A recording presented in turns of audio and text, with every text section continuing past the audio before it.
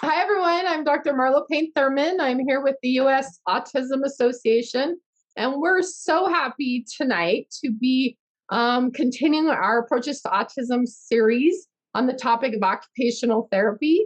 And we have Dr. Winnie Dunn as our guest speaker tonight. So we hope you'll enjoy. I'm going to let Rob Bernstein, who is our kind of facilitator and helps put all of these things together for us, do some introductions for us. So take it away, Rob. Well, thank you, Marlo, and thank you, USAA, the United States Autism Association, with Marlo being the chair and Jennifer Grace being the CEO. So we really appreciate you and the organization. And today we have Winnie Dunn. Although, Winnie, I have to say, I have a picture of you when you were about 30 years old, and it says Winifred. Yeah. So did you change your name? Because I want to make sure it's still you.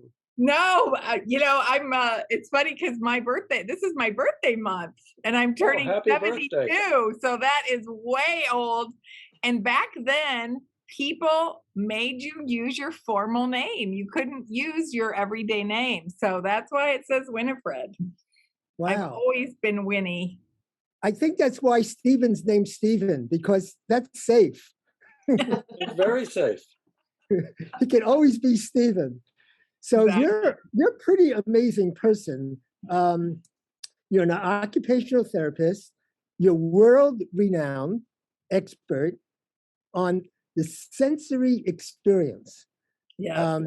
You're a researcher. You're an author of the book Living Sensationally. I know you've written many other books, but this is the book that really seems outstanding for us in our conversation. Yes. You pioneered understanding of our senses and helps us reorganize, recognize that sensory processing is fundamental to our brains.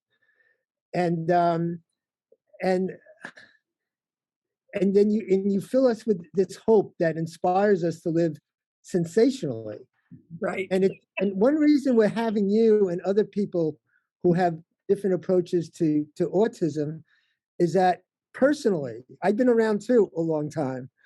And I don't think you've ever, or your field even, has ever gotten the recognition it really deserved. And that is nice, Rob. No, I'm serious, because I was in one of the best graduate programs, I can say, in 1972, 1973. And when I did research on you, that's when you just really blossomed in your work. And like, how come that didn't get to my school, which was one of the leading schools in, right? It was Columbia University. It was like, how come we're not studying you? And it's just been underestimated. So this seminar, this webinar, sponsored by the USAA, is just so important. This is why we're having it. And Marlo's shaking her head, and this is really what we're all about. But I'll just say, just one or two things, if you could bear with me. Sure.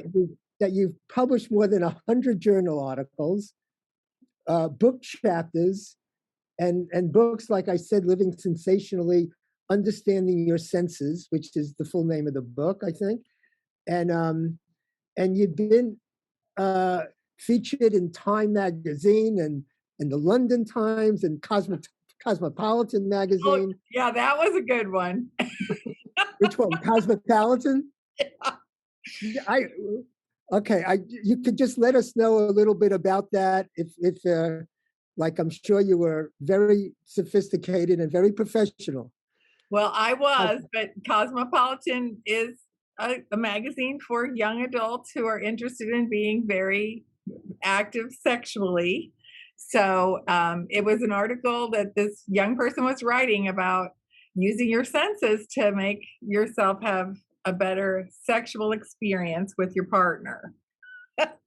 Now, with Marlo's permission, could we just forget about this whole seminar and just talk about that for the next hour? Okay, sorry. Okay, I'm sorry. I Rob got has a tendency to wind us off. This is not where we're going.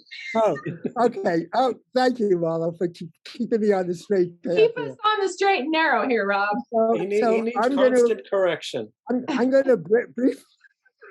I like that. So I'm gonna briefly introduce Stephen Shaw, myself a little bit, and go back to Marlo, who's going to be moderating it. You can see what happened if I would be moderating it, but we won't go into that. So Stephen Shaw, Dr. Shaw, is an autistic professor at Delphi University, and he wrote several books, and my favorite is the Autism for Dummies series. We know about the Dummy series. So he wrote the Understanding Autism for Dummy. And maybe my favorite is the book called Beyond the Wall. And he wrote, because it's personal experiences with autism and Asperger's syndrome. And that's, Yeah. it's okay, I don't have to, Yeah. So it's just a great book, and I'm always pulling things out of that book.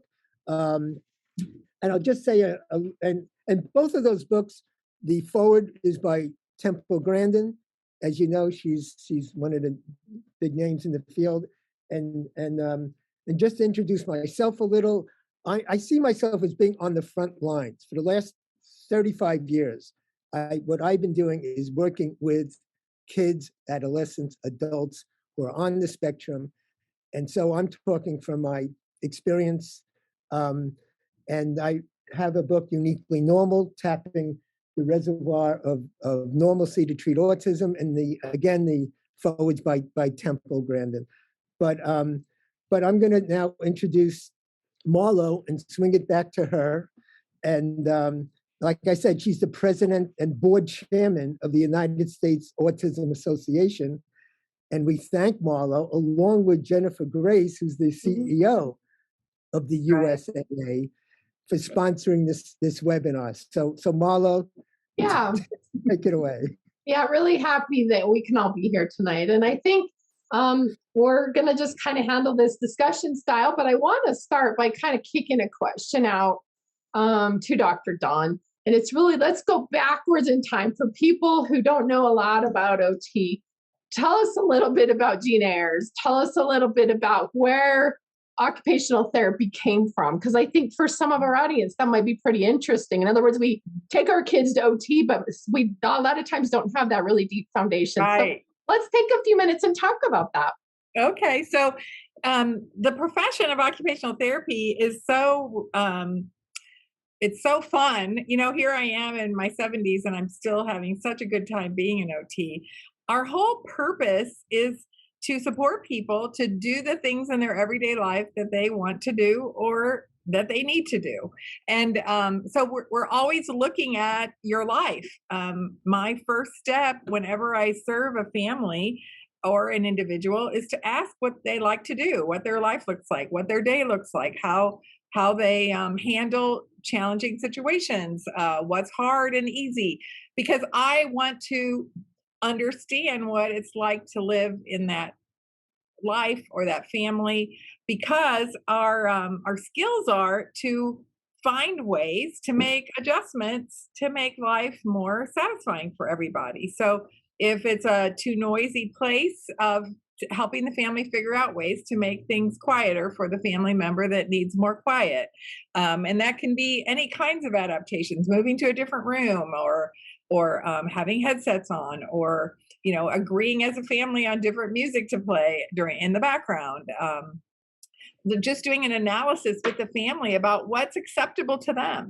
Like if one child is getting upset during the mealtime, what are some things we can do as a family to adjust to make things better? And sometimes the things seem like really simple, and I think that's what's so profound about occupational therapy, is that it's the simple solutions that sustain themselves, that allow a family to keep going and be satisfied without a lot of extraordinary effort.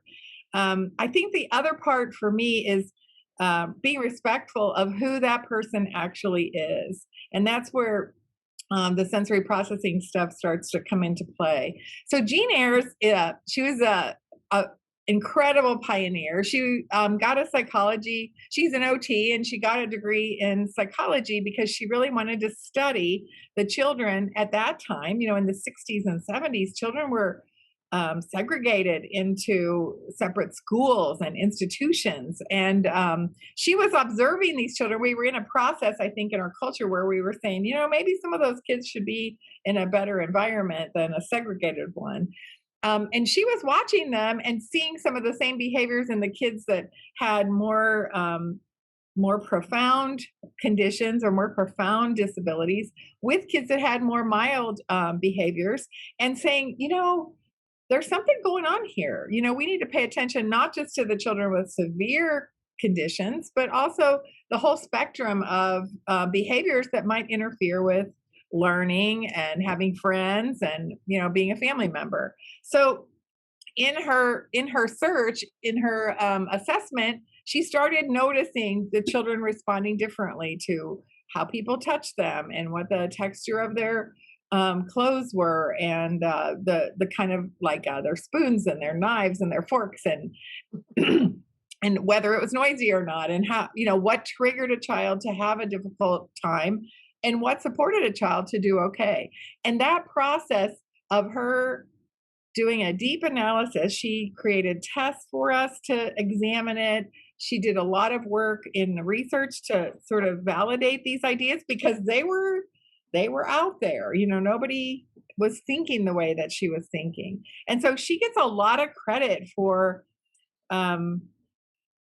making us look.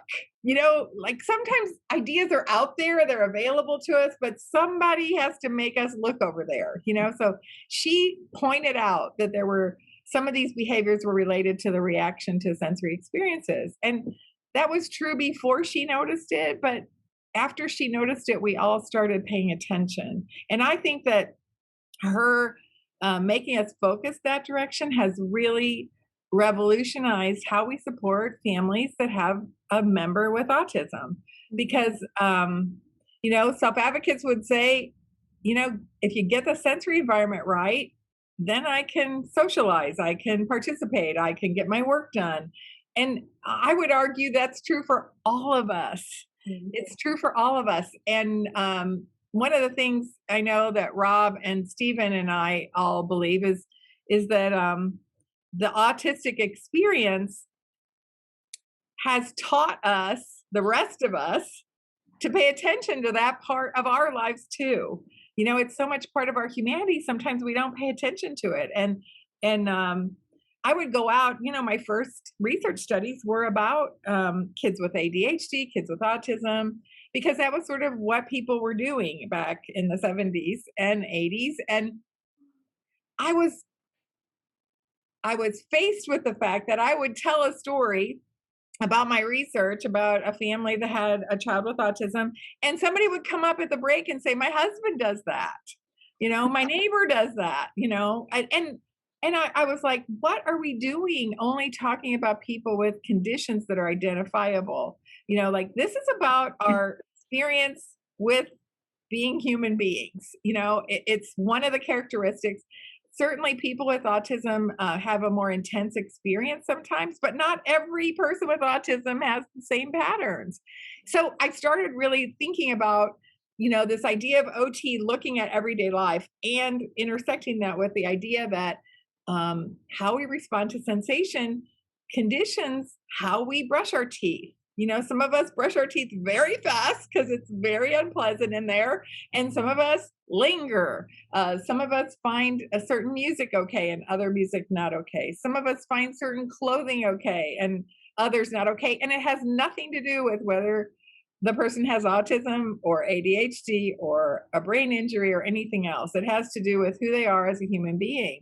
And as I've sort of been able to shift my mind to incorporating all of us into the stories, it's become really clear to me that this is the way that we can also be more respectful of each other, be more supportive to families, help everybody understand that every person gets to do it the way that's good for them. And as an OT, my job is to make sure I find out what the good way is for you.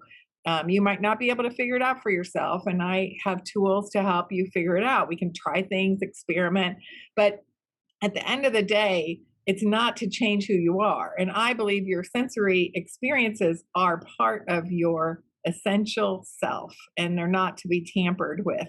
They're to be embraced and understood. I just finished writing a chapter. We had a self-advocate as one of our members on the chapter, and he told a great story about a friend of his that was very sensitive to sound growing up. And, to the point that it was, it really was hard for him in bigger circumstances because it was noisy. And now he's like the revered sound technician that does all the mixing for a big music company. And it's because he had that characteristic in the first place that's what he's really good at. So we would have missed that if we'd have been trying to change that about him. Like it's part of his contribution to the world. And to me, that intersection between what life you want to live and what your sensory patterns are is pretty essential to all of us. And that's my summary right there. Perfect. And you gave us a lot to really build on. I'd like to go back for just a minute and kind of remind our audience that when Jean Ayres first presented this topic of sensory differences, we were really in a pretty kind of hardcore behaviorist kind of like the black box. Like children came empty. There weren't, these differences didn't exist, right? That they were taught by nature nurture thing. And they were really kind of talking about it from the standpoint of, all children are hardwired to be exactly the same, and their life circumstances is what's made them different. I think, Rob, you mentioned that early on, we didn't hear about this in our training program. It was because this is the first time that there was kind of this divergence away from these really, really classical Watson, Skinner type behavior therapies. And that's why sensory integration and the whole occupational therapy that evolved out of that kind of developed. So, Stephen, I'd like to come to you next. I know you have known Winnie for a lot of years, and also, have probably experienced. And I don't know, did you do occupational therapy when you were young, or at what point did you get involved with occupational therapy and with Dr. Dunn? And you're on mute, so unmute your microphone for us. All right. Well, when I needed occupational therapy as a young autistic child and teenager, it didn't exist. I think Jean Ayres was just beginning to get started with her ideas. My parents did things that were occupational therapy-like. Could have been recommendations from an occupational therapist, such as playing on a swing set, swinging on the swing for all I was worth, jumping off the swing and enjoying the landing on my feet, and timing the launch off the swing at just the right point. Because if I timed it too late, then I would come down slamming on my feet, and that would be an owie. If I launched off the swing too early, then I'd get launched forward like a race car. But if I got it just right, I could have some nice air time and then land on my feet, and there wasn't much shock at all. And that was very, very enjoyable. I would get on any type of like lawn equipment that would spin around in circles. And that's exactly what I did. From the time I knew that airplanes existed, I knew I always wanted to get on one. And then finally, when I did, I realized that there were nothing more than huge sensory integration machines, especially during takeoff and during. Oh, yeah, that's my favorite. Yeah. So so I did a lot of things that might have been recommended by an occupational therapist. Riding my bicycle, too, that was fun. I remember spending most of a day on a roller coaster, just going on it over and over and over. Being a sensory seeker. Yeah. And I'm still a sensory seeker in many situations. I enjoy massage. The deeper the pressure, the better. And that is probably responsible for why I talk about autism around the world, because it gets back to airplanes. There's great sensory input on airplanes, proprioceptive and vestibular. And there's all kinds of routines. And Steve, tell us what proprioception means for our audience who don't. Okay, yeah, proprioception. Tell it. And since you're going to throw the term out, why don't you go ahead and define it for us? Yeah, okay. Well, there we go with terms that are that are known amongst a small group of people, amongst our tribe. And what proprioception means refers to is knowing where your body parts are in space and how much force to use to accomplish a task.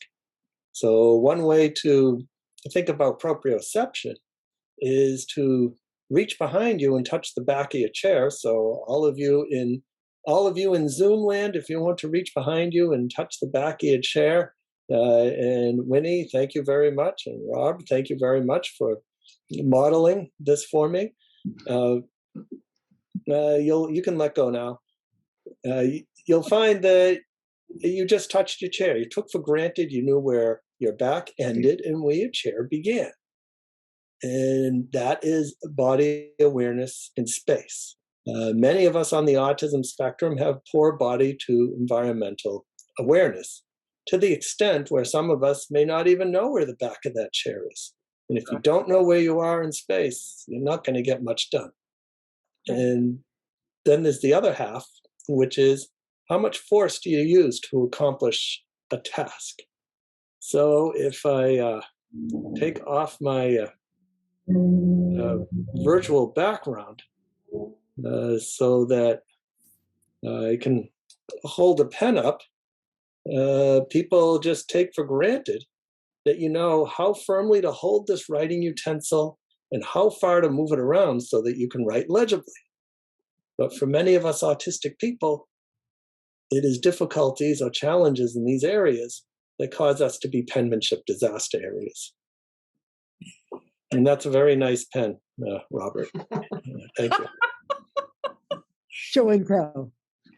So, Stephen, tell us about your relationship with Dr. Dunn. I know you were saying earlier before the webinar.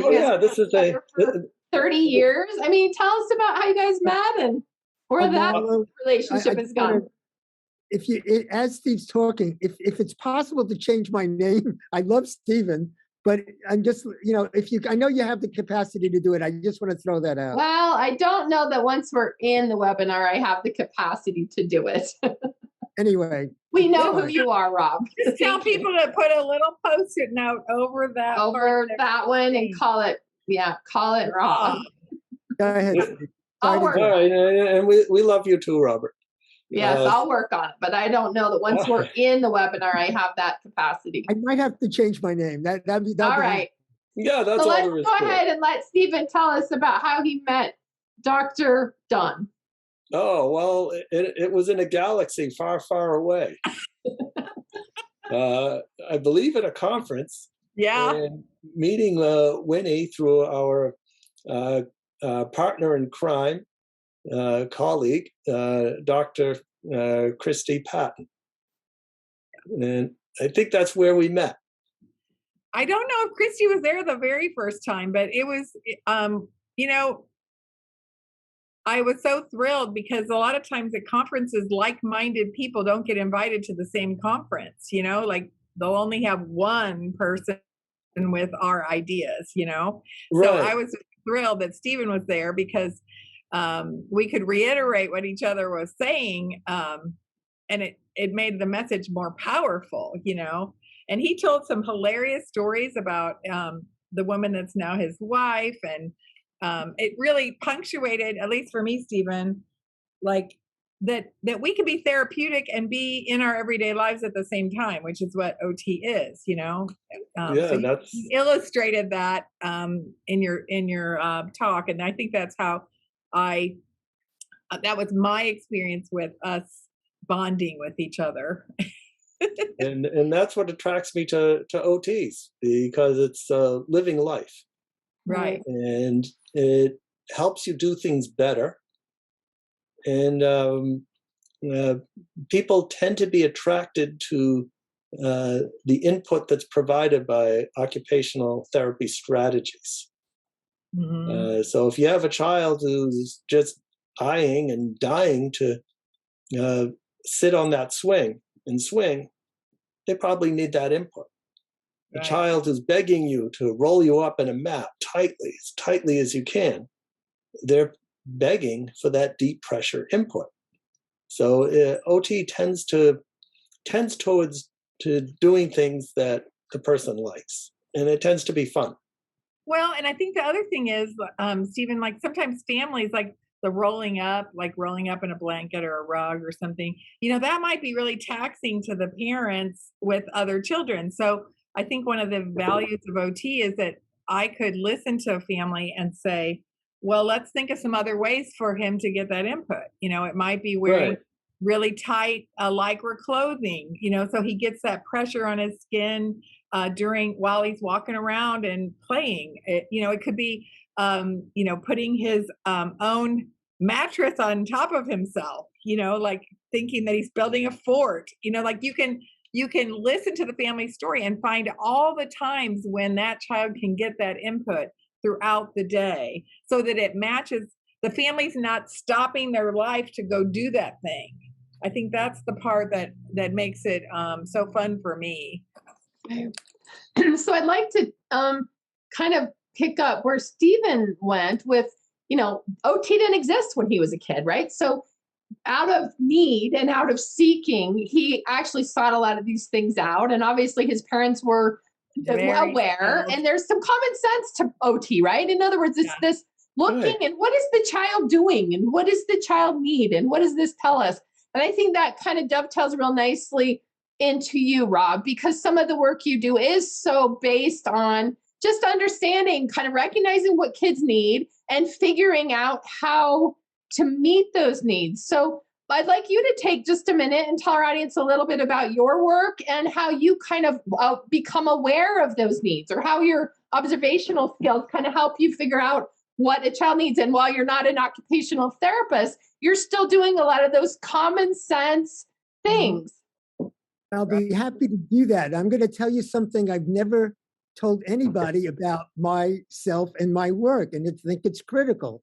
And it goes along exactly what Steve says, and Winnie, doing things what other people like. There's a sense in my work, and I never expressed it just like this. You kind of lose your ego. It's not coming from you. You're so tuned into the person.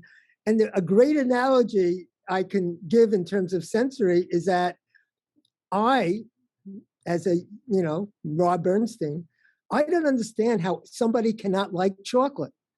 How could you not like chocolate?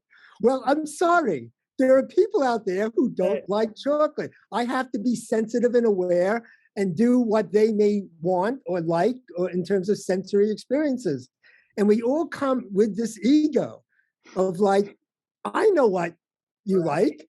And no, you have to lose that. And I do that with every person I meet. And this is why I'm doing this for 35 years or more, because it's fun. When I get somebody a new client, which I got yesterday, it's like, it's another mind to receive their individuality, because everyone really is different. But my job is to really understand that difference. And it's just fascinating. It's just fascinating. And if I had a formula of what you need to do with, chapter 3 with autistic kids, like Marla was saying, it's like a behavioral approach. It's not fun. It's not fun for anyone. By the way, there is benefit. We're going to defend the behavior people. No. There's a need for that. But what we're talking about is something very different. Right. And I'm glad you said that, Marlo, because yes, I didn't want to give the impression, and behaviorism certainly has its place. But in terms of my approach, which is cognitive, it's really understanding the way that person's mind works. And yes, I got a new person yesterday, and about maybe 6 or 7 other people I've worked with, over the thousands I've seen, yes, that's what's in my mind. It's like, okay, I understand this person, even though I've never met that person before, because of my experience. And I think Winnie's saying the same thing. She can figure it out. It's an amazing process for us practitioners, with Steve, Winnie, and Marlo, yourself as well, that it's like, I know we can figure this mind out, even though we've never met it before. Right. And then we know where it skips, where that developmental process skips, where they're not, let's say they're not seeing something from another person's point of view. It is an egocentric quality there. Okay, I can actually teach that. And instead of saying, okay, that's how the kid is, that's autism, that's this, the kid. No, it's not the kid is. It's like, it's our responsibility to teach a child or an adult to develop in a way that is going to be healthy and productive. Exactly. And Marlo, if I could, say something about behaviorism, like, sure, yeah. I think the sensory knowledge that I have worked on, I'm here in the Midwest where behaviorism started. I had Don Bayer as one of my teachers, and the idea of understanding those antecedents, what drives a person, really does make behavior approaches more effective. Like, when you know measurable, maybe more measurable, makes it more, but it makes it more synchronous with who the person actually is. And I think behavior approaches that are paired with that knowledge have a much better lasting power. It's easier for the families to follow through and be consistent. It's easier for the child to understand what is expected. I think that knowledge from those two places is really important to do together a lot of times. Right. I think that behaviorists are really good at collecting data, and OTs are really good at ideas, and they're not always good at collecting data. And when because I've been around a lot of behaviorists here in the Midwest, finding that that partnership is really essential. Mm-hmm. They don't work as well without the knowledge from the other body. Well, and that's a really interesting point, because what you're really saying is that the occupation, and by the way, behavior therapists run on the function of antecedent, behavior, consequence. And what I find, even in the work that I do, is a lot of people are like, here's the behavior, here's the consequence, let's get the consequence right. And I think what the occupational therapy world has always been saying is, let's get the antecedent right. Therefore, we don't have the behavior in the first place. Exactly. And I have had an exact conversation with behaviorists. Like, let's move it to the beginning and see what happens. Right. If he likes to move, let's not make it a reinforcer. Let's let him move and see what we can get. If we eliminate the meltdown behaviors or the aggressive behaviors. Exactly. But I think that when we can use each other's language and talk about it, it makes sense to everybody. Yeah, exactly. So I'm going to take us in a new direction, and I'm going to start with just a really short story that not a lot of people know. I actually kind of came into the really deep understanding for sensory integration and occupational therapy and all that with the traumatic brain injury. So about 20 years ago, I had an accordion style TBI that really messed up my sensory motor cortex. And it really, you could actually see on the imaging that it was like just a shearing right in my sensory motor cortex. So coming back to what you said really early on, Dr. Dunn, literally changed my personality. Things that, I've always have liked these things. Now I hate those things, but I like these things, but I used to hate those things, right? Even to the point of foods and textures and smells. And so really kind of talking about all of that. But I think the piece that I carried forth from that is not only that it changed who I was and how I experienced the world, but that processing differently in terms of the sensory world, or having a big change or a big difference from kind of the norm, is exhausting. It is exhausting when the world doesn't accommodate you. Right. And so in other words, let's talk about from the standpoint of these relationships between the consumption of energy and the sensory differences that some people on the autism spectrum have, because I think that ties so heavily to this topic of sustainability. And that's where I'd like to ultimately go. But let's spend a minute talking about, and Dr. Dunn, maybe you can explain why processing differently is so exhausting. Well, I would argue, since I believe that this is about, your characteristics, that it's exhausting when the environments are not friendly to what your needs are. If you have, if you're really sensitive to touch and you're in a place where everybody's bumping into you, it's exhausting. But if I can make that environment different so that you don't, if you think about, like, if you think about neuroscience, that, the brain has a capacity. So, we use it up as things happen. So I can give a simple example in everyday life. If you drive a car and you end up in a really weird traffic jam, people turn their radios down. They turn down their podcasts, whatever. That's not going to change their driving, but it changes the capacity of their brain to process the other unfamiliar things that are coming on. So to me, the exhaustion happens because the activity or the environment is a bad match for the person. And historically, what we've always tried to do is keep fixing the person. But an independent living approach, recovery models and mental health, my approach, which is, strength-based, like, if we say the person's okay, what can we do to support them? Then we start changing the things around the person to make them easier for the person to manage. And I think that's our responsibility. We can change things in classrooms. We can change things in homes, move furniture around, and change where we eat and how we do our personal hygiene routines. We just, unfortunately, I think with your experience, people don't, because they, like, especially with brain injury, everybody clings to what you were like before, and so they expect you to be able to do that because you did it before, right? And so they're like mourning the loss of that other thing. And in the case of autism, we haven't, because we haven't been willing to see the diversity of people as useful and helpful and wonderful. We keep trying to make everybody homogenous, be more like me. And that has really restrained our ability to embrace the possibilities of everyone. Look at how accomplished you are, because you finally were able to be this new person. Carve my new niche. Right. Exactly. Yeah. I mean, you were emancipated in a way to become this person. And that's how I like to think about it is, and this is a hilarious thing that happens. Like, when I say to families, what's great about Thomas? They're like, first of all, they're kind of quiet because nobody asks. Right.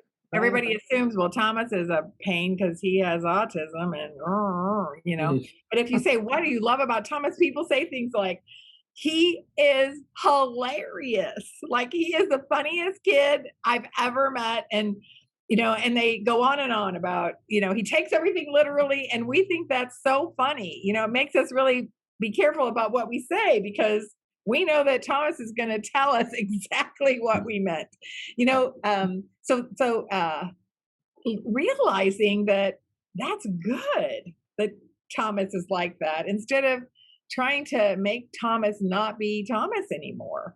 I think we've had a revolution where that's starting to be, and I really give a lot of credit to people like yourself, self-advocates, people that have grown up and are speaking out about their experience being different from whatever we think normal is, by the way. Like, that sounds kind of boring.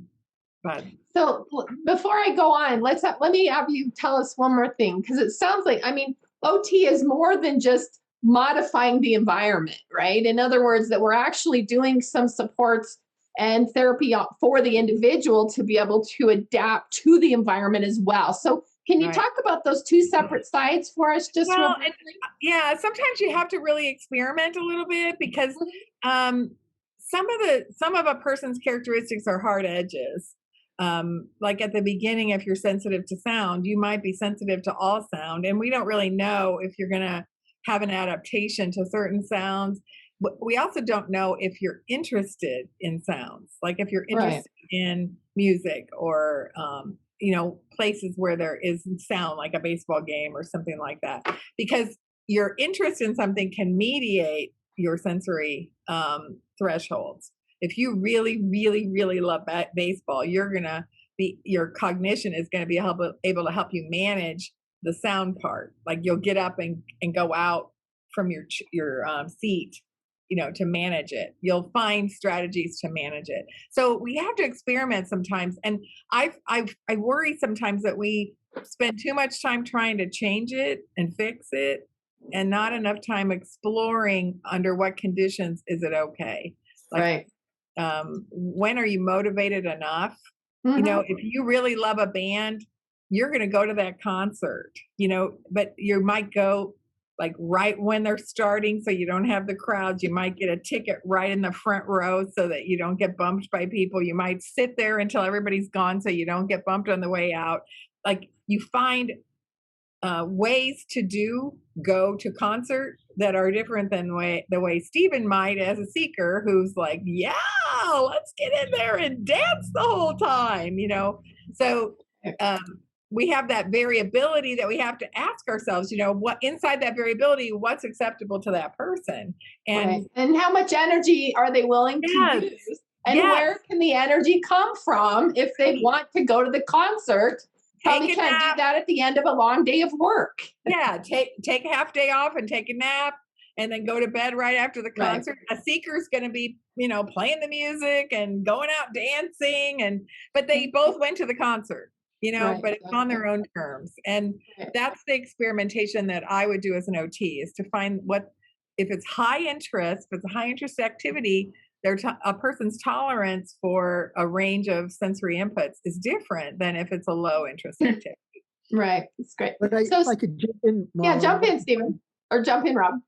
Whatever his name is.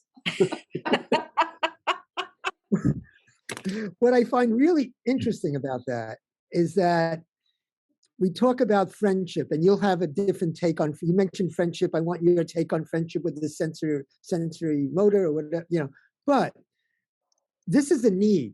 It's not just I go to a concert. I don't care. I could be dancing. I could be the first one. It doesn't matter to me because I could adjust, or it doesn't care. I don't care.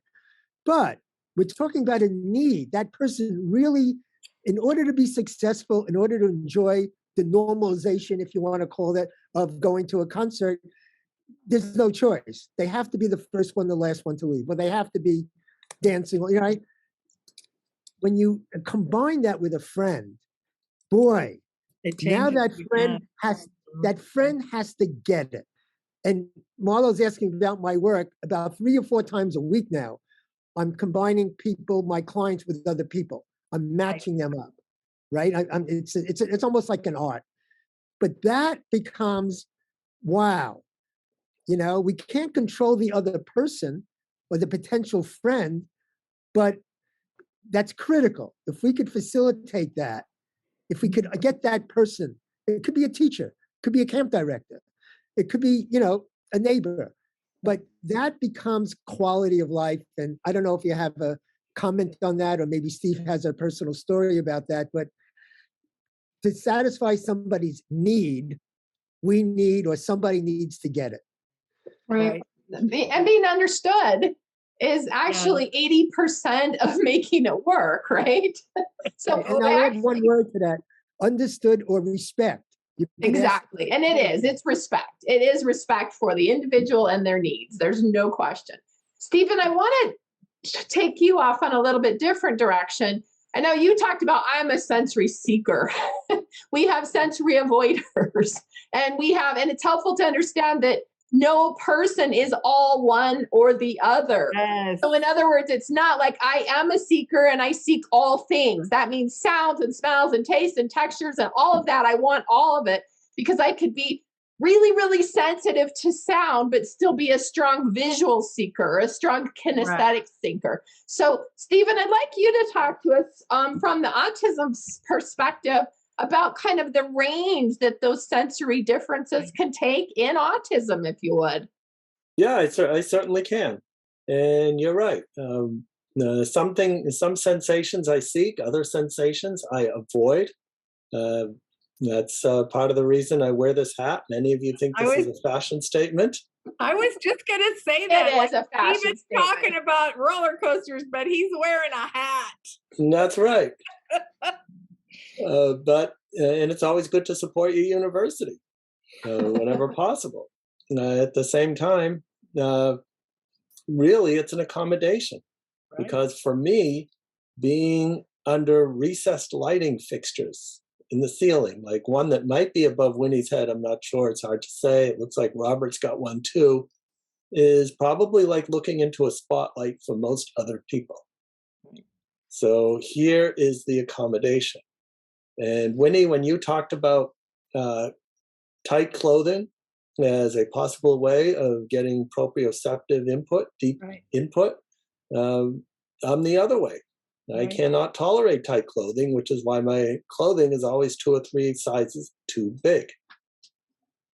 And that's an example of the range. For auditory, some auditory I seek, especially low pitches. Sometimes I'll go to a movie if I think that there'll be low subsonic pitches at that movie theater. Like drumming and stuff like that? What does that mean? Say that again? Like drum sounds? What kind of sounds? Not so much drums, but they're probably sound effects. So I see. One movie that came to mind where I seek low frequency sounds, subsonic sounds, was U-71, 571. And it was a war movie, and I suspected that if there were going to be underwater explosions, there were going to be very low pitches emanating from the speakers, and I was not disappointed.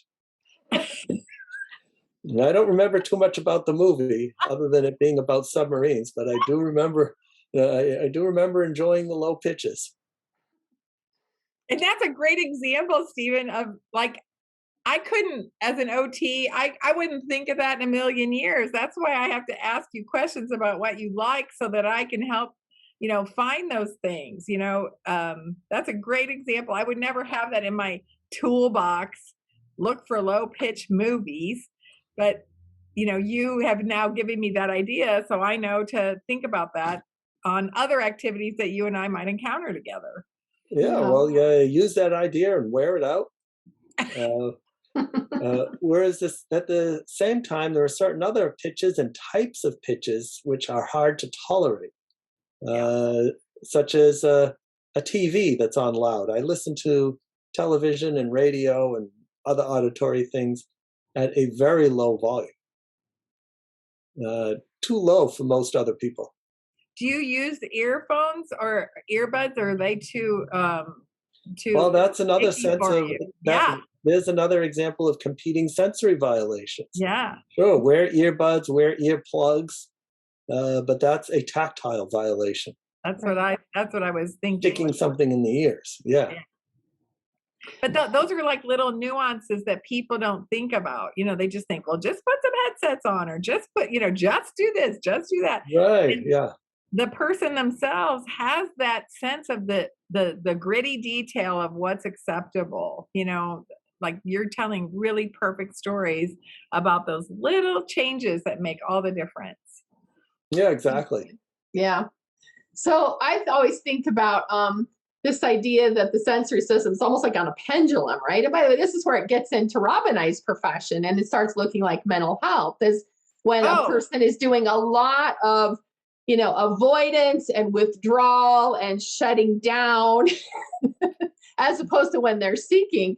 Those of the kids who are overstimulated, a lot of times look anxious. They look OCD. They look overly rigid, really controlling.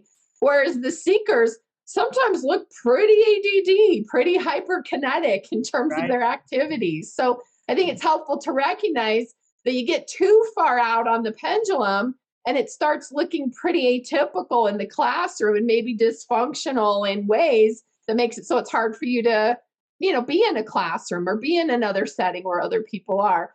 I want to switch us all over to the topic of working with kids who are non-vocal. And I heard a beautiful quote that I really like, and it says, if we don't know what's happening in the sensory system, we know we can observe because the sensory system speaks through behavior. So I'd like to all of us kind of take a hit at that and what that means and how we might interpret that. Well, Rob, I do think you want to take this one first? Sorry? The sensory system speaks through behavior. What does that mean to you? Let's talk about that for a minute. I'll let you take this one first. Are you speaking to me, Marla? Yeah. Okay. I didn't quite get that. Yes. Yes, I'm flashing back to a kid who appears anxious in school and reminds me of Simon Baron-Cohen's phrase, and he'll have to forgive my paraphrasing it. He says, if a kid is a freshwater fish and the classroom or where he's sitting in the classroom is salt water, and he just becomes toxic for that kid, and the teacher says, oh, I see you're very anxious. Why don't you, take a walk or go into another room or go to the psychologist's office? I mean, those are all good things. And when you're ready, you come back to the class. But he's toxic environment. Right? Right? And the environment is what we're talking about here. And it reminds me of and Winnie we could bounce off, Winnie's idea of, okay, what do we need to do in that classroom that is going to alleviate this sensory overload? Right. Whether it's things on the wall or sounds or lights or this or kids or smells how can this school, and I'm turning into a question, how could the school be aware of this sensory, of this behavior? It manifests itself as a meltdown, or high anxiety. And what happens in our system in general, that there's something wrong with the kid. It's a deficit. The kid has a deficit. And now, how do we, as four professionals here, how do we change that? So it's that, what can we do as a school when the kid manifests this behavior? Wait a second, maybe there's something we can do as a classroom teacher or as a principal or somebody in that's part of the system. Well, and Winnie, I'd like you to go next because you've literally written the checklist on how to, use the behavior to tell you what's going on in the sensory system. Well, and it's, I just want to be clear with you guys, as psychologists, it's not always a sensory feature. That's right. That's right. It's certainly, I would say sensory features are easy. It's an easy mark to try. It's not hard. It's observable. If you get that one off the table, there's certainly other, only half of kids with ADHD have any sensory features, in the studies. So we have to really discern which kids really do have a clear mental health thing that's related to cognition or other trauma or other things as well. But when a kid is anxious, the first thing, this sounds really silly, but ask them. And let's talk about the kid who's non-vocal though too. Oh, non-vocal. We do have a lot. Okay, so if they're non-vocal, then I look at the quality of the behavior. Are they getting a percussive? If somebody's flapping or doing a repetitive behavior. What are the qualities of that behavior? If they're getting up and running around. I would hypothesize, like what Stephen said, they need proprioception and movement. They need that touch pressure. So when I work in schools like that, we give those kids jobs. I ask the teachers and the principals, what jobs at your school require your muscles to press or pull. We talk about, so they, like I've had kids pushing the milk carts around, delivering the books from the library, delivering the books back to the library, erasing the chalkboard, like giving the child activities that have the exact same qualities as the activity they're doing that's maladaptive. I would argue that they're adaptive behaviors. They're just not acceptable behaviors because they're trying to get their sensory needs met. They're just not doing a very good way. So, erasing the chalkboard gives you a lot of movement. It gives you a lot of pressure. It gives you a lot of joint movement, as Stephen talked about earlier. And if sensory features is the underlying reason, giving kids tasks that have the same qualities will reduce it. So in other words, substituting the behavior that you can't live with for a behavior that you can live with that meets the same sensory need. Right. Like let a kid stand up at his desk. I had a little boy last year, he was very agitated and he had trauma and other things going on too. But when we got a desk that he could stand up at, it changed. It all of a sudden he was a different little boy. The teacher was like, "Oh my gosh," and the work that they were both putting into him sitting in the desk was extraordinary. And when we got the janitor to bring in a higher desk that he could stand at, and just the little fidgeting that you can do when you're standing, he stayed at the desk a lot longer. So to me, it's the simplest thing to try first. Right. Stephen, weigh in. Tell us your thoughts on the sensory system speaks through behavior. Yeah. Well, I've got a real life example. Oh, good. Yeah, and that was in middle school. I skipped a lot of jazz band rehearsals. And why did I do that? It might have been high school, I don't remember, but either one. Skip a lot of jazz band rehearsals. And why was that? I would complain to the music director that the trumpets were too loud. So as a trombone player, we were seated in front of the trumpets. But so little was known about autism and certainly nothing about sensory issues. Right. So I'd skip. So now the question is, why is the student skipping jazz band? Does he not like jazz music? Well, that has a certain resolution. Does he not like the band director? Well, that has another resolution. What about having trouble getting along with classmates? Or maybe he doesn't like the trombone because it hasn't been washed in 4 or 5 years and it's dirty and gross and smells, and that's a whole host of other sensory violations.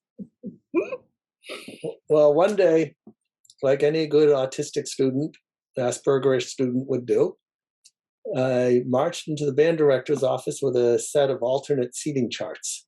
But I did my research. I love that you did that. I did. And I demanded that he make a change. But he didn't do it. Oh. And that would have been so easy for him to do. That would have been such a reasonable accommodation. And so often we pass up the simple, reasonable accommodation. Right. Yeah, that's right. Right. Yeah, that's a good story. Thanks for sharing. That's a great example. Really great one. So I'm going to dive a little deeper for our next question. I want us to all, the difference between integration and that modulation, kind of the arousal stuff, Winnie. And I want you to kind of walk us through that a little bit in terms of, and again, it's terminology. So we're talking about sensory integration, sensory modulation, and then I really want to talk about it from the standpoint of arousal, almost at the sympathetic and parasympathetic level. And I know that's kind of a deep dive, but I know some of our parents are pretty familiar with OT and would really like to come away with some deeper understanding about why OT is working for their kid, or maybe not working as well as they'd hoped it had worked. Yeah. Well, it's important for everyone to understand that the term sensory integration in OT has a very specific meaning, and it's a very specific kind of therapy. It's not the kind we're talking about today. So you might hear phrases like sensory processing, And the whole idea of self-regulation is what you're kind of getting at with this arousal part.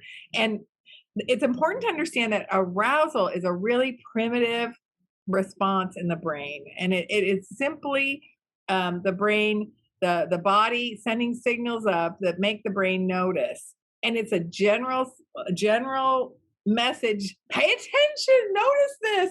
It's like generalized, it isn't specific. And that's why sometimes children have kind of behaviors that are hard to understand because they just said it like they kind of burst out of nothing.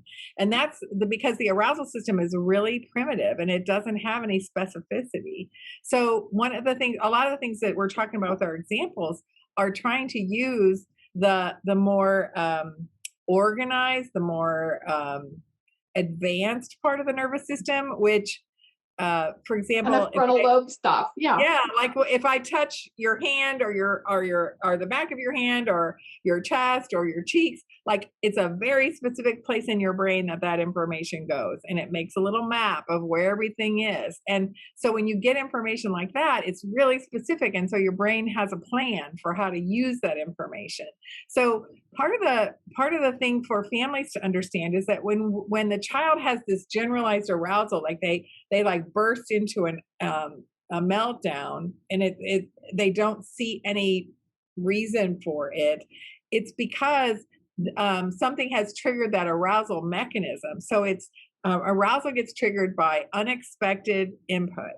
So like a pan dropping that you didn't expect, or even air, like when the fan goes on the air conditioner blowing on you. Things like that where they're unexpected, they're coming from the environment, and they're like quick, and the system is responding in this kind of reflexive way.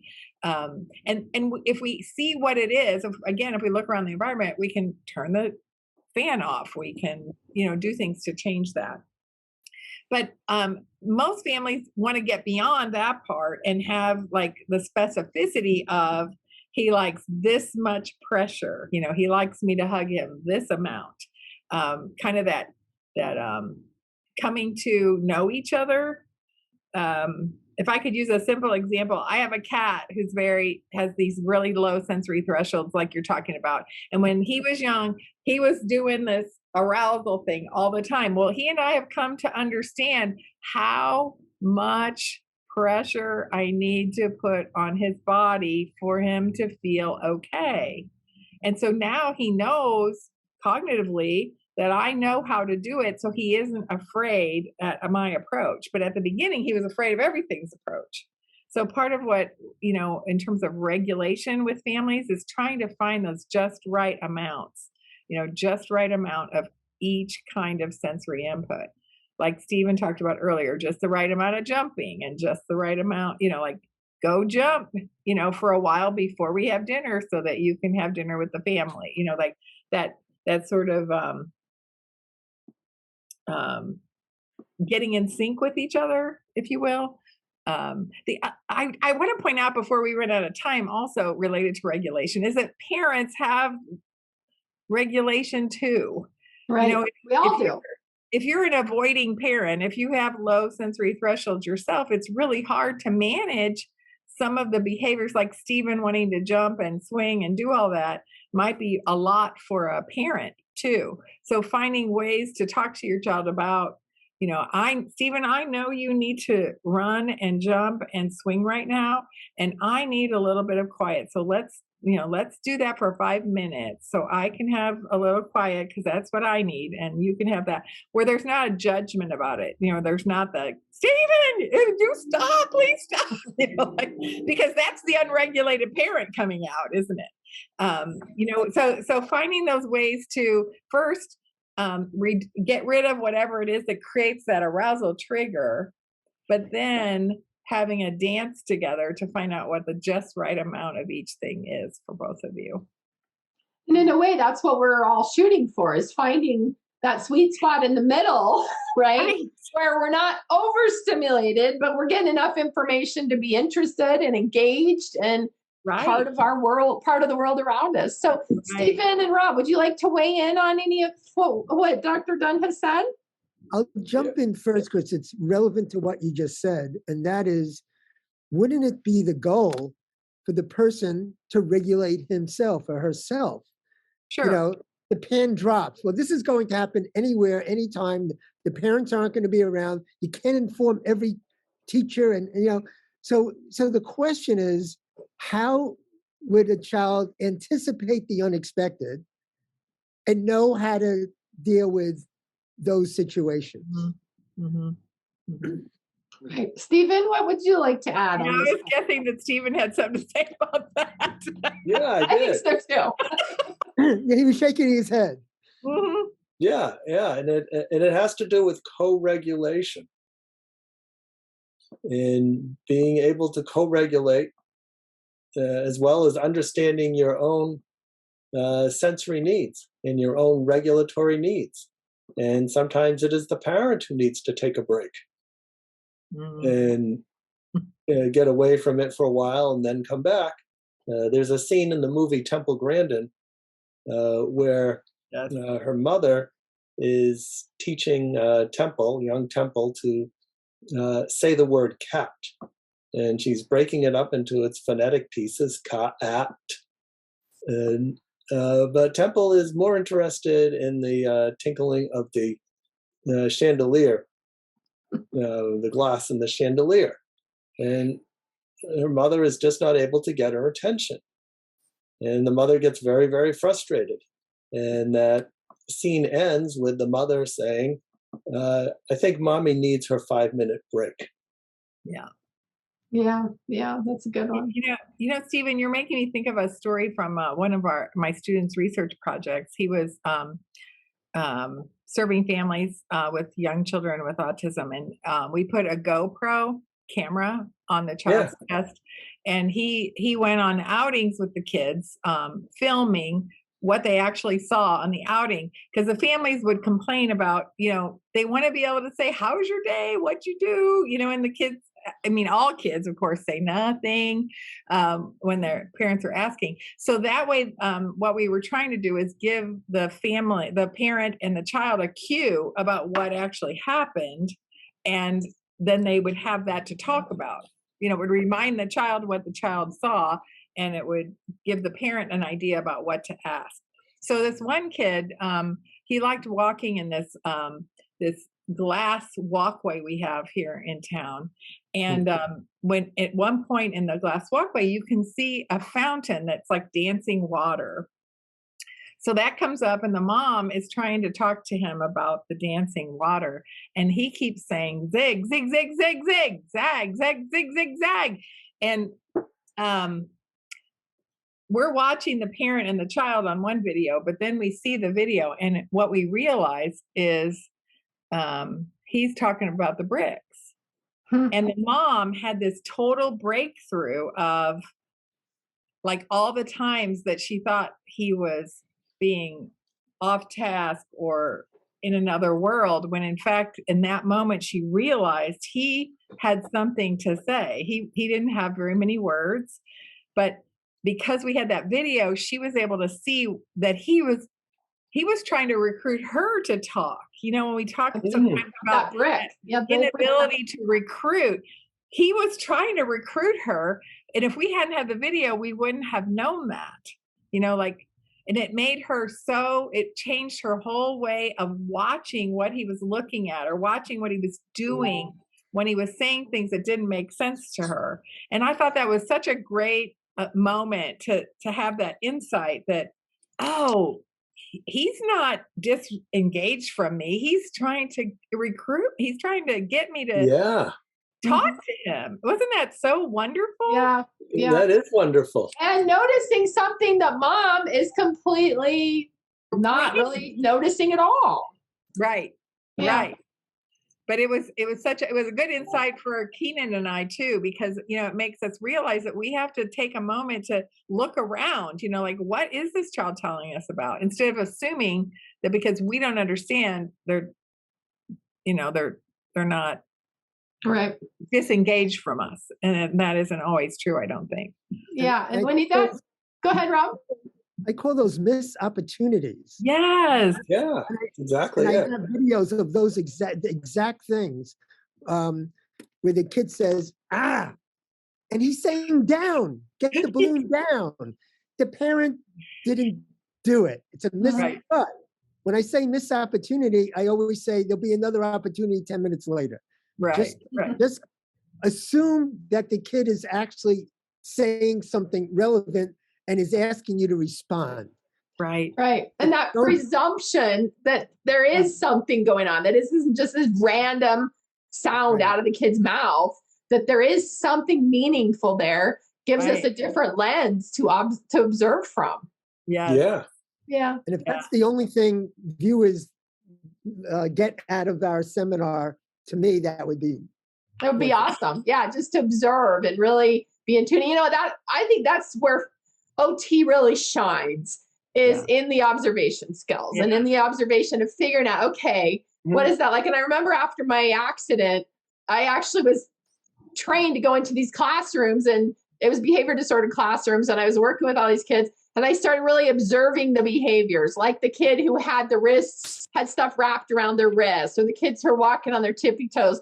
And I really just kind of started, close my eyes and do the behavior Right. for the purpose of figuring out what it's feeding in my own system, so that I can then kind of brainstorm with them. And it was a really interesting period of my life, because I was not only figuring out myself, but I was learning from the kids how to kind of live in this new sensory body of my own. So, okay, I have one more kind of big area of topic I want to talk about. So I'd like to jump in on that. Let's talk about, do we, and by the way, we might have different opinions here. Is the sensory system different in autism? I mean, what do we think? And what I would like to, and I understand there's no such thing as one autism, right? But is there, because Baron Cohen has talked about that, that's what is different in autism, is this, the heightened sensory responding to the degree that it's causing some of these, different types of things going on. So Stephen, I'd like to start with you. What are your thoughts? Is the sensory system different in autism? Well, never having experienced not being autistic, Fair. it's a little bit hard to say. But based on research and investigation and analysis on people who are not on the autism spectrum, I suspect that, like with so many things about autism, the sensory system and resultant profiles of autistic people tend to be more widely spread apart. So the more diversity in the population. Yeah, we're a study of extremes, whether it's on an individual basis or a collective basis within the autism spectrum. So you would kind of say that the sensory system itself is not different, although if it's going to be different, it's going to be extremely different. Yeah, or it has the capacity to be extremely different. Okay. And that goes along with what Barry talks about in his book. And that is, autistic behaviors are human behaviors. Right. It's just with autistic behaviors, maybe they're a little bit more so. Right. Winnie, what are your thoughts? Is it different in autism? Is the sensory experience different in autism? We did a study with, we took all the kids in our standardization. We had 1,000 kids, and we took probably 100 kids with autism and 100 kids with ADHD. And we looked at how many of each, for each kid, how many of the sensory patterns, so seeking, avoiding, sensitivity, and registration, how many were different from more than others? How many were outside of the expected range? And there certainly are more kids in the more than others responding in autism and ADHD, but there are also kids in the general population that have the same patterns. And conversely, there are some people with autism that have typical patterns. So I would say it's about how it's manifesting. It's not that there's a difference in the neuroscience, it's a difference in how it's manifesting, the frequency and the behaviors associated with it, rather than the brain being the sensory systems themselves being different. Right. Okay, Rob, what are your thoughts? I'll add a story from Chris Spinello, who's an autistic person who Steve and I met in India. Oh yes, Chris. Right, and he was, and I cut this out. I actually cut 5 minutes of his speech out. I thought it was great, and he's in front of 800 people, like we all were during this conference in India, and he said, "I want everybody to flap your hands, because that is something that's universally looked down upon. I've seen this firsthand, where classmates of my client who flapped his hand, the kid says, 'Boy, that is F up.' You know, it's like, man, did that hurt? It really hurt, because this is how people react." So here's Chris on stage. Of course, he didn't know my story. He says, "Everybody flap." So everyone flapped. He said, "Does it feel good?" Yeah, it kind of felt kind of good. It was like a release of, right? And he said, "Yeah, you know, there's really nothing wrong with it. And that's a behavior, right? Whether you call it a neuroscientific, whatever, nervous system, it's, yes, that's one thing that you associate with the autism population." And he wants to say, so what? You know, he wants the world to think like, hey, okay, it's not harming anybody. And so yeah, I guess from my point of view, yes, there are these behaviors. And I think Steve was saying that the range is Wide. more wider, you know, so you'll get something like that may be on the end of the, you know, behavioral spectrum, and say, okay, that's going to be true for most of the autistic population, not all, but like, yeah, okay, but it's a so what element. And I love that presentation by Chris. Maybe we should go farther and say, the rest of you guys are missing out. This is fun. Well, and by the way, think about Yeah, exactly. I mean, you also know you feel your hands way more than you did. And if you're somebody who is dysregulated to the point that you don't know where your body is, then by flapping, you immediately get some really deep feedback in terms of now knowing where your hands are at. Stephen, I think you did say that a lot of us on the spectrum don't know where our bodies are, right? Right. And so that's maybe part of what's happening. I think there's another variable that I'd like to throw in, and this is just Marlowe's hypothesis. I have no, but my research has been on adults with autism and kind of first-person accounts, longitudinal conversations with first-person accounts adults who are saying, here's how I think. So in other words, it's kind of the voice of a lot of adults who are on the spectrum. And what I think I heard was that, no, our sensory system isn't so different. It's that we take it all in. We don't have the same kind of filters. We don't narrow it down. So it's almost a cognitive thing in that we're not narrowing it down to just seeing and hearing.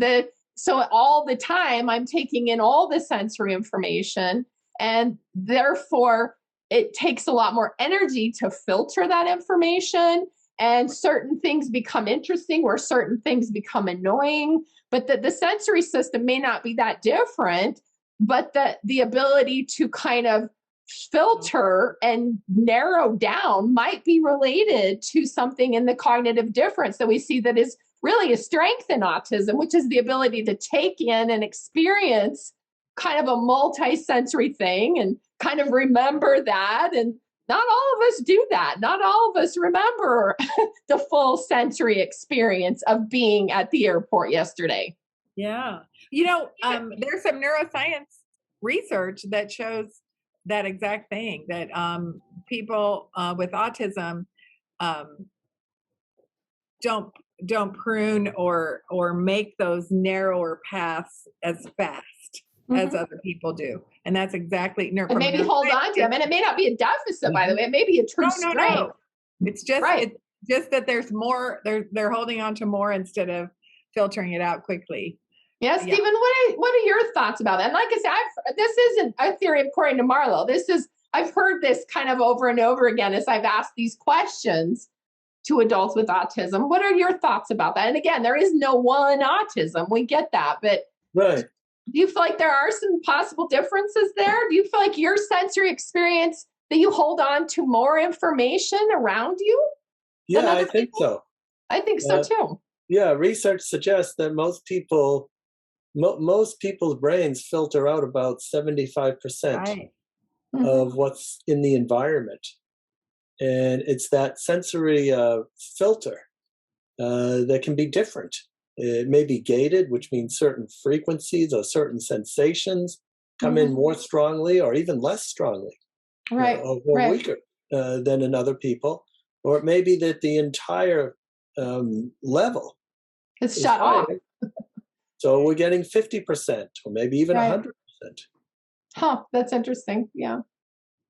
All right. Well, we're just about to our wrap up. So what I'd like to do, I'm going to go Rob, Stephen, and then Dr. Dunn. And I want you guys to kind of give me your kind of 3-point takeaway that you hope parents take away from this session. Rob, I'll let you go first.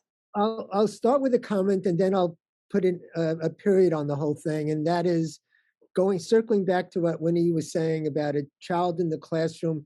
Maybe that kid would do better if he's standing up or moving a little bit. But when they're told to be still, what sometimes happens is that the kid is still because that's what they're told to do, but their entire concentration is being Use still. all the cognitive energy around stillness. That's it. Nothing else happens. That's right. The kid can't learn a thing because, right? But here's my takeaway, and I think it's an important point that we've circled around, and that is when Winnie said, the person's okay. The person's okay. My mind went to, it's really the neurodiversity model. It's really the model where we're looking at this diverse population and saying, they're okay. They're okay. Like I flash back to my professor at Teachers College Columbia in the 70s. He was pissed off, if I could use that term, because he lost a leg in the World War II. He had a wooden leg, and he was upset that when he went to an opera, he loved opera, when he made reservations, he had to beg and plead for an aisle seat. So his wooden leg would be able to, Yeah. straighten out. And he was saying, why? Why can't the system accommodate me so I could be normal? The reason I say normalized is like the normalization principle back then by Wolfensberger. So why can't it be? That's kind of what we have the wheelchair thing down, right? You could, I know. if you want to go to a ball game, right? If you're in a wheelchair, you're going to be accommodated. But how about all the things that we're talking about? How about carving out 3 or 4 seats in the middle front of the theater for the visually, people, or some other sensory, So it really seems to me like a movement. You're part of a movement. I don't know if you see yourself as such, but that's my perspective. You're really part of a movement that's been going on since John Dewey in the 1930s. There's a movement of this, and I just want to add that to what you're saying. Thank you, Rob. Stephen? One thing that comes to mind is that we may initially start thinking about accommodations and modifications. And here we're talking about sensory specifically. Modifications as being these expensive, time-consuming things that we do just for maybe 1 or 2 people who are in the room. But in fact, what's good for autistic people tends to be good for everybody else. Yeah. So if we think about the need to reduce extraneous sounds, softer lighting, exchanging fluorescent lights for other type of lighting, natural lighting, everybody benefits.